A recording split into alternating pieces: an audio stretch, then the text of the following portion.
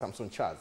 Na sasa tuelekea huku ambapo mahakama ya hakimu mkazi mkoa wa Mbeya imewaachia huru watuhumiwa 6 ambao ni wafuasi wa Chama cha Demokrasia na Maendeleo Chadema katika mkoa wa Mbeya. Walikuwa wakituhumiwa kwa makosa mawili ya kula njama za kufanya uchochezi na kosa la uhaini. Habari kamili na mwanahabari wetu Kenneth Ingelesi Senior kutoka Mbeya. Mahakama ya hakimu mkazi imewaachia huru watuhumiwa 6 ambao ni wafuasi wa Chama cha Demokrasia na Maendeleo Chadema mkoani Mbeya waliokuwa wakituhumiwa kwa makosa mawili la kula njama kufanya uchochezi na kosa la uhaini.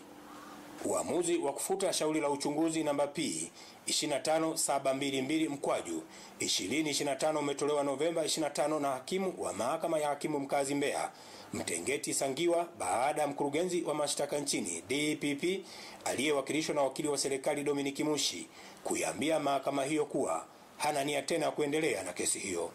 Katika shauri hilo watuhumiwa wote 6 walikuwa wanashtakiwa kwa makosa mawili ikiwa ni kula njama za kufanya uchochezi kinyume cha sheria namba 384 ya kanuni ya adhabu sura ya 16 kama ilivyofanywa marekebisho mwaka 2023, na kosa la pili lilikuwa ni uhaini kinyume cha sheria namba 39 kifungu kidogo cha pili D. Watuhumiwa waliwakilishwa na wakili wa kujitegemea Philip Mwakilima huku jamhuri ikiwakilishwa na wakili wa serikali Dominic Mushi. Wakili wa serikali Dominic Mushi alieleza mahakama kuwa kwa mamlaka alionayo mkurugenzi wa mashtaka nchini DPP chini ya kifungu cha 92 kifungu kidogo cha kwanza cha sheria ya mwenendo wa mashauri ya jinai haoni haja ya kuendelea na kesi hiyo.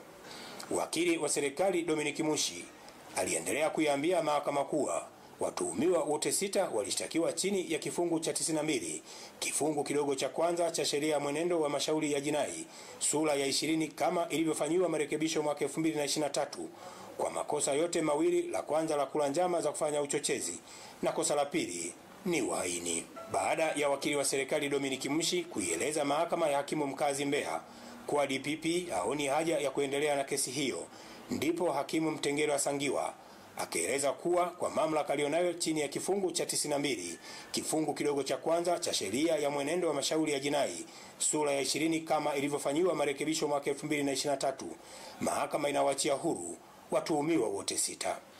Nje ya mahakama, viongozi wa Chama cha Demokrasia Maendeleo Chadema wilaya ya Mbeya mjini wakiongozwa na katibu wa chama hicho Joseph Kasambara wakazungumza na waandishi wa habari, huku mmoja wa washtakiwa akazungumzia namna walivyokamatwa. Naomba mjue historia. Hakuna mafanikio yasiyokuwa na maumivu. Sisi tunafahamu Chadema kwamba sisi ni watoto wa mama wa kambo. Kwa kila jambo tunalolifanya huwa linaonekana ni baya. Lakini Mungu wa mbinguni na dunia nzima, hiki kilichofanyika kipindi cha uchaguzi, dunia inajua. Vijana sisi hata leo wenzetu wametoka. Usishangae kesho mwingine tena kakamatwa. Kwa kila mmoja kwa namna yake tuendelee kukipambania hiki chama mpaka pale tutakapoona ukombozi umeshafika. Tulikuwa katika vituo tofauti tofauti, watu walishinda kutupata mpaka mwisho tumekuja kupatikana ni kwa neema ya Mungu. Lakini inaumiza sana. Inaumiza sana. Jikaze kamanda, jikaze kamanda.